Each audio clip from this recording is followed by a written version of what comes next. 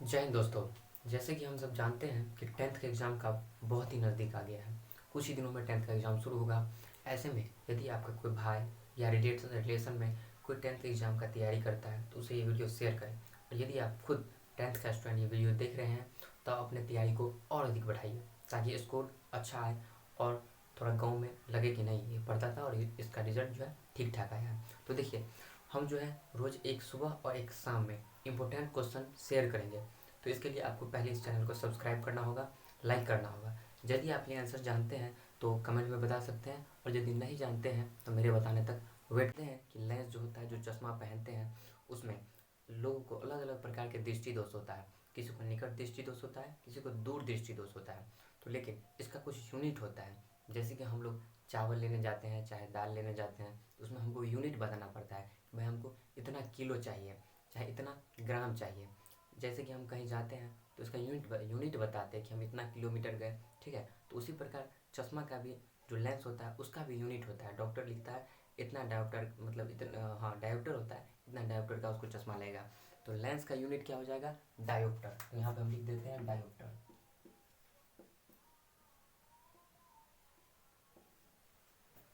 अब देखिए, किस लेंस को अभिसारी लेंस कहते हैं। देखिए, इसमें बच्चा बहुत ज़्यादा कंफ्यूज हो जाते हैं। अभिसारी और अपसारी में लड़का कंफ्यूज कर जाते हैं। इसको गौर से देखिएगा। यहाँ पे क्या है? अभी, ठीक है। तो यहाँ पे अभी रहता है, और दूसरा एक और इसी से सिमिलर है, अपसारी। तो लड़का को ध्यान नहीं रहता है। तो यहाँ गौर से देख लीजिए, यहाँ भ है, उसमें प रहता है। तो जिसमें भ रहेगा उसमें उत्तल हो जाएगा, उत्तल लेंस। और जिसमें अपसारी रहेगा, यहाँ पे प रहेगा, तो उसमें ध्यान दीजिएगा, उसमें क्या हो जाएगा? अवतल हो जाएगा, ठीक है। यहाँ पे देख लीजिए, प रहेगा तो अवतल, यदि भ है तो उत्तल, ठीक है। चलिए अब आगे बढ़ते हैं। वाहनों के साइड मिरर में किस दर्पण का प्रयोग किया जाता है? तो देखिए, हम सब जानते हैं कि वाहन का जो साइड मिरर होता है ऐना, तो वो बहुत ही छोटा होता है। और इसमें हम लोग को क्या करना पड़ेगा? उस छोटा में अधिक चीज़ को दिखना है। तो उसके लिए हम लोग को क्या करना पड़ेगा? ऐसा दर्पण लगाना होगा जो कि छोटा स्थान में ज़्यादा चीज़ दिखलाए, ठीक है। तो ऐसा हम कौन सा दर्पण में ऐसा गुण पाया जाता है पता है आप लोगों को? समतल दर्पण होता है, अवतल दर्पण होता है, उत्तल दर्पण होता है। तो उत्तल दर्पण जो है वो क्या करता है? तो कम स्पेस में ज़्यादा चीज़ दिखला देता है। तो यहाँ पे देख लीजिए, वाहनों के साइड मिरर में किस दर्पण का उपयोग करेंगे? उत्तल का।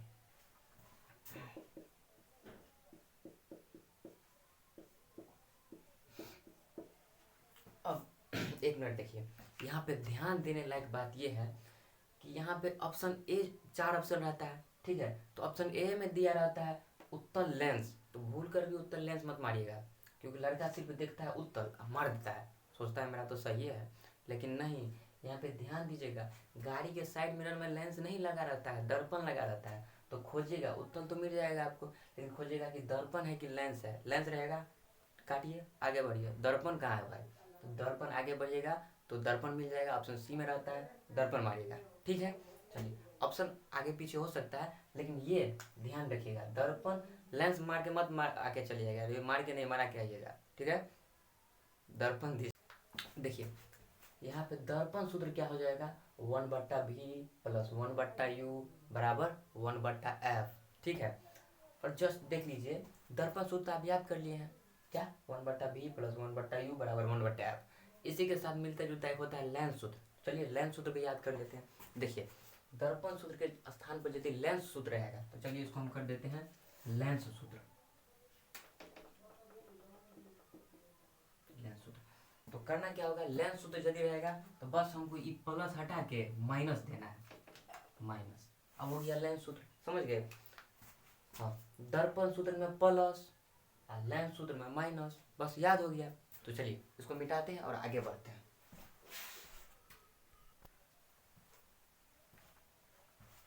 अब देख लीजिए, ये क्वेश्चन क्या है? अवतल दर्पण की फोकस दूरी होती है।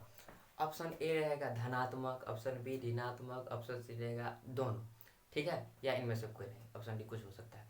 तो देख लीजिए, अब देखिएगा, अवतल दर्पण है तो आदमी कंफ्यूज हो जाता है कि धनात्मक होगा कि ऋणात्मक होगा, ठीक है। या तो अवतल दर्पण पूछेगा या उत्तल दर्पण पूछेगा। तो देख लीजिए, अवतल दर्पण का हो जाएगा ऋणात्मक, ठीक है, ध्यान दीजिएगा।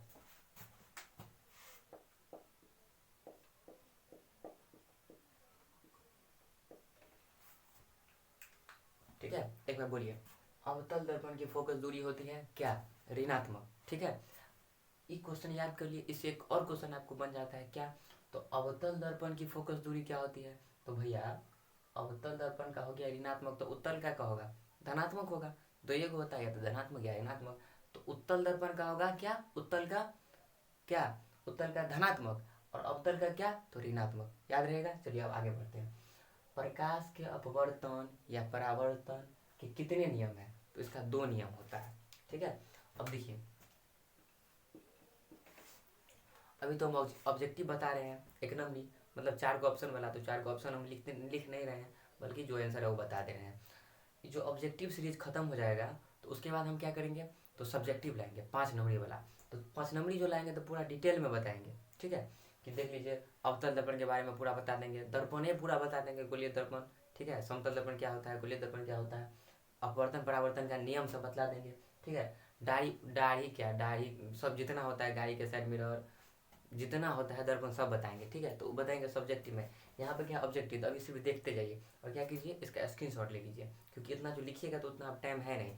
स्क्रीनशॉट लीजिए, बस एक बार रिवाइज मार दीजिए, ठीक है, और अपने दोस्तों को भी शेयर कीजिए। तो देखिए, दाढ़ी बनाने में कौन सा दर्पण का प्रयोग किया जाता है, तो देखिए, दाढ़ी होता है छोटा छोटा, ठीक है। आदमी को देखना ऐसे, जो देखता है हजमा तो उसको बड़ा चाहिए, ठीक है, तब ना।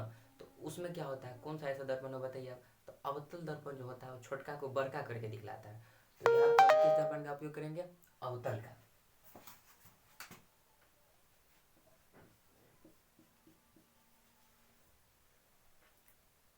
अब देखिए, स्नेल सिंचाई के नियम दिए थे। स्नेल का नियम क्या होता है, बहुत बार पूछता है, इंपॉर्टेंट क्वेश्चन है, तो चलिए याद कर लेते हैं। इसका होता है म्यू बराबर साइन आई बटे साइन आर। इस सब को डीएनए में घुसा लीजिए, क्योंकि ये सब क्वेश्चन इतना, मतलब बिहार बोर्ड को बहुत पसंद है, बार बार पूछता है, ठीक है। तो ये वाला क्वेश्चन इस ऐसे तो सब इंपॉर्टेंट है, लेकिन ये सब पूछता है, तो ये बस याद कर लीजिए, तो याद होगा आप लोग को यदि पढ़ने वाले होंगे तो। अब आगे देखिए, अगर किसी अवतल दर्पण की फोकस दूरी एफ है तथा वक्रता त्रिज्या आर है, तो क्या, तो देख लीजिए, एफ बराबर क्या होता है, r/2, सबको पता है। तो चलिए देख लीजिए, एफ बराबर r/2, ठीक है। चलिए अब इसको बिठा के आगे बढ़ते हैं।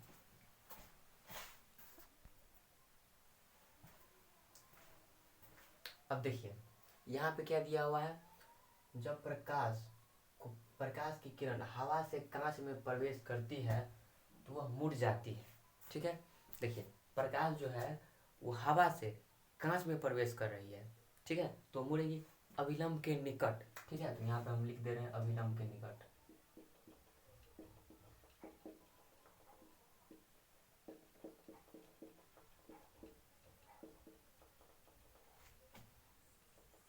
देखिए, तो अगला क्वेश्चन क्या है, दृश्य प्रकाश में किस वर्ण का, वर्ण को रंग कहते हैं, चलिए कलर जिसको इंग्लिश में कहते हैं लिख दे रहे हैं रंग, किस रंग का तरंग दैर्घ्य अधिकतम होता है।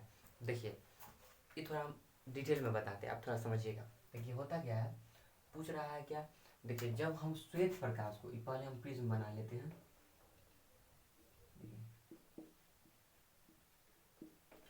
जब श्वेत प्रकाश को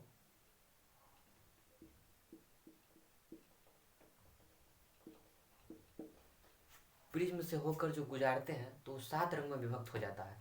जैसे कि आप लोग देखते होंगे, लेकिन देखे होंगे लेकिन गौर नहीं किए होंगे। जब हम लोग नहाते हैं, मतलब स्नान करते हैं, तो जाइएगा, जैसे सूर्य के ऑपोजिट साइड में, जैसे सूर्य इस साइड में है तो आप इस साइड में बाल ऐसे करिएगा, जब भींगा रहेगा स्नान करके, पूरा बाल में पानी रहेगा, ऐसे जो मारिएगा और देखिएगा, जब मतलब आपका बाल का पानी धीरे धीरे जो नीचे आता है बूंद बूंद, तो उस पर देखिएगा एक, मतलब जैसे 7 कलर दिखेगा आपको, जैसे कि अपना लोग सोखा जिसको कहते हैं, ठीक है, उस टाइप का बन जाएगा। आप लोग देखिएगा, अगले दिन जो स्नान करने जाइएगा तो उसको देखिएगा, बन जाता है, ठीक है, 7 रंग का। लेकिन अपना लोग गौर नहीं करते, सीधे गमछा से ऐसे ऐसे मार देते हैं, गमछा से ही मारना है, हाथ से मारना है, ठीक है। देखिएगा, देखिए श्वेत प्रकाश को हम 7 रंग में विभक्त करते हैं। तो पहले देखिए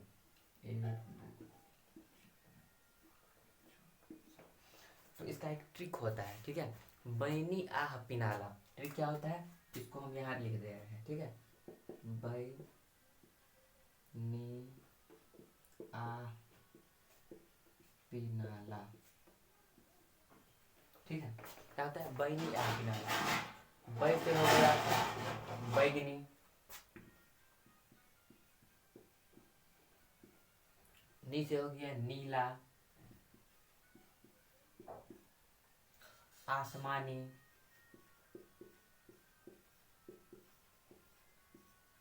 हरा, पीला, नारंगी, लाल, ठीक है। तो अब देखिए क्वेश्चन में आपको तरंगदैर्घ्य पूछेगा, विचलन पूछेगा। देखिए दोनों में कंफ्यूज नहीं होना है। जैसे कि पूछेगा किस रंग का तरंगदैर्घ्य अधिक होता है, तो लाल का अधिक होता है। इसीलिए इसका उपयोग हम लोग क्या करते हैं, लाल का रेलवे सिग्नल में उपयोग करते हैं, ताकि उसका क्या हो, वो इधर उधर ना जाए, सीधा डायरेक्शन में जाए, मतलब उसका विचलन कम होगा, ठीक है। तो दूर से आदमी देख लेगा कि ललका बत्ती बढ़ रहा है, इसका मतलब खतरा के निशान है। तो लाल कलर को क्यों देते हैं पता है, क्योंकि दूर से क्या होता है, आदमी को दिख जाता है। वहीं पर दूसरा कलर देगा तो क्या होता है, विचलित हो जाएगा रास्ते में, वहाँ तक नहीं पहुँच पाएगा। आदमी नज़दीक में आएगा तब देखेगा कि वो लाल बत्ती बढ़ रहा था, ठीक है ना। तो देखिए तरंगदैर्घ्य कहेगा, तरंगदैर्घ्य तो लाल का अधिक होता है, लेकिन विचलन कहेगा, विचलन मतलब क्या होता है, इधर उधर भाग जाना, ठीक है, मतलब डिस्ट्रैक्ट हो जाना। मतलब इसका गोल कुछ है, इधर उधर क्या होगा, लाल पीला नीला हरा में मतलब बिजी हो जाता है, ठीक है, अपना फोकस तक नहीं पहुंच पाता है, तो उसको कहते हैं विचलन। मतलब नहीं कहते हैं भटक गया है, विचलन। विचलन अधिक होता है किसका, बैगनी का। गाँव घर में देखते होंगे विचलित हो जाता है कुछ, समझ रहे हैं। देखिए तो बैगनी तो उससे विचलित हो जाता है, तो इसीलिए इसका उपयोग अपना लोग ज़्यादा नहीं करते हैं, समझते हैं कि ज़्यादा दूर तक ही नहीं जाएगा।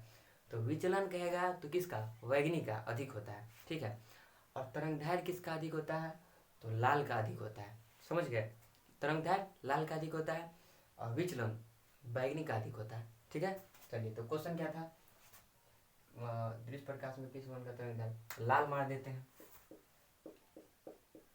अब आगे देखिए, एक उत्तल लेंस होता है, ठीक है। ऑप्शन दिया रहेगा, किनारे की अपेक्षा बीच में मोटा, बीच की अपेक्षा किनारे में मोटा, समरूप, मतलब अलग अलग ऑप्शन रहेगा, ठीक है।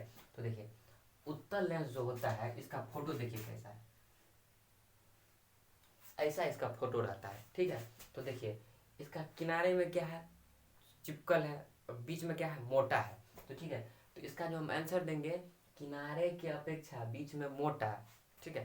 तो बीच में क्या रहता है, मोटा रहता है, ऐसे ऐसे करके रहता है, ठीक है। दोनों किनारे क्या रहता है, तो सुटकल रहता है, ठीक है। तो इसका हम दे देंगे, एक उत्तल लेंस होता है किनारे की अपेक्षा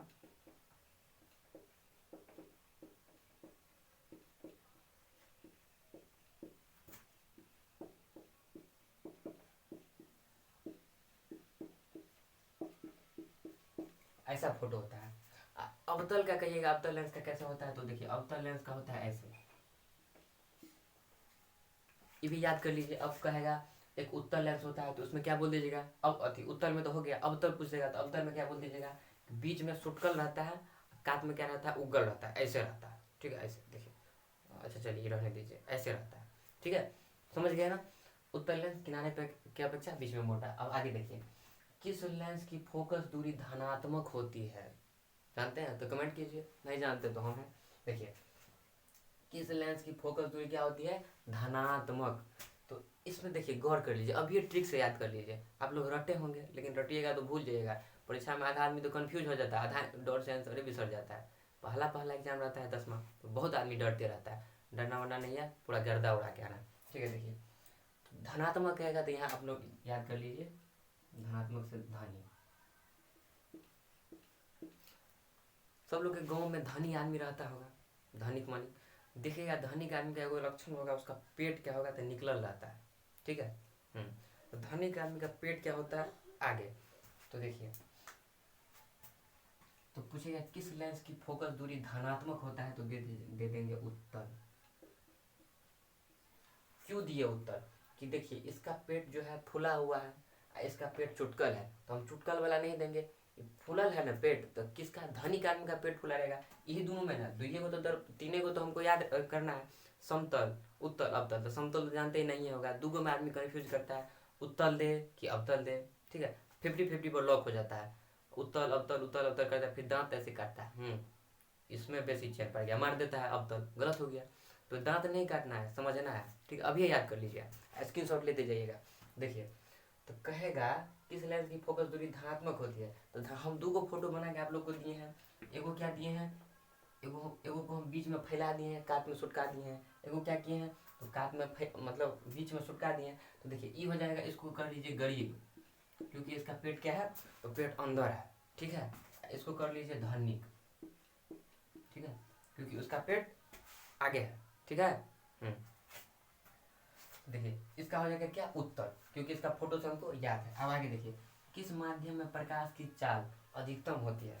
देखिए, तो प्रकाश की चाल सबसे अधिक कहेगा, तो निर्वात में सबसे अधिक होता है। आप सब जानते होंगे कि देखिए निर्वात क्या होता है, उसमें मतलब रोकने वाला कुछ रहबे नहीं करता है। जैसे कि हम लोग जानते हैं क्षोमंडल, आयनमंडल, ये सब जो है बायोलॉजी में पढ़ाएंगे आप लोगों को।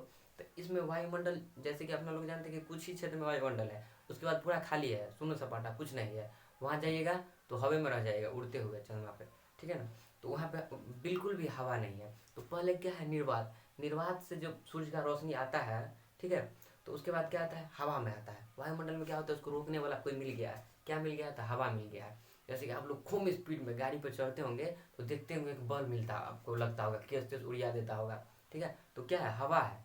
ठीक है ना, तो हवा भी बल लगाता है, तो जो प्रकाश आ रहा है उसको हवा थोड़ा रोकता है। ठीक है, उसके बाद धीरे धीरे क्या होता है, प्रकाश से क्या, तो पानी में मतलब अलग अलग तरह का होता है। तो पूछेगा कि प्रकाश की चाल सबसे अधिक कहाँ होता है, तो आप बताइए, आप अपने से बता देंगे। ऑप्शन में देगा, मतलब कांच दे देगा, पानी दे देगा, हवा दे देगा, निर्वात देगा। तो कांच में तो एकदम और उसका अणु सटा सटा है, तो उधर तो प्रकाश की चाल एकदम कम होगा भैया। उसके बाद आता है क्या, पानी में। तो पानी में उससे थोड़ा अथी होगा, मतलब रोकने वाला कम होगा, मतलब कांच की अपेक्षा। ठीक है, उसके बाद हवा में, हवा भी रोकेगा। निर्वात मतलब खाली है, कोई रोकने वाला नहीं है, एकदम छुट्टा साढ़ की तरह है। चलो कोई बात नहीं है। तो देखिए निर्वात में गएगा तो 3 लाख किलोमीटर प्रति सेकंड होता है। ठीक है, तो इसका आंसर हम क्या देंगे, निर्वात। कितना किलोमीटर, 3 लाख किलोमीटर प्रति सेकंड। ठीक है, अब आप लोग यदि देख रहे हैं तो आप लोग को ये बताना है कि सूर्य की रोशनी को पृथ्वी तक आने में कितना समय लगता है। ठीक है, और देखिए चंद्रमा का तो अपना रोशनी होता नहीं है, तो चंद्रमा से जो रोशनी आता है रिफ्लेक्ट होके तो सूखता है। तो चंद्रमा से रोशनी को पृथ्वी तक आने में कितना समय लगता है, ये दोनों क्वेश्चन आपको बताना है कमेंट में। ठीक है, तो अभी हम समझेंगे कि आप पढ़ रहे हैं, नहीं तो समझ जाइए। चल आगे देखिए, इतना हो गया। तो चलिए अब इसको मिटाते हैं, आगे देखते हैं। धनिक, उत्तल, गरीब, अवतल। ठीक है,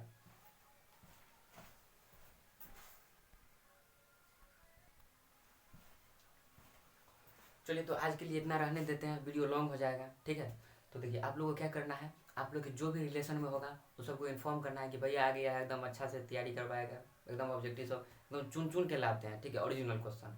ठीक है, तो आप लोगों को क्या करना है, दोस्त को शेयर करना है, जो आप जिसको लगे, भाई बहन कोई भी हो, जो 10वां का चाहे 9वां में हो। ठीक है, 10वां का तैयारी कर रहा हो, जिसका एग्जाम है उसको भेजना ही है। शेयर कीजिए, लाइक कर दीजिए। ठीक है, और सब्सक्राइब कहना पड़ेगा, सब्सक्राइब करिए। ठीक है,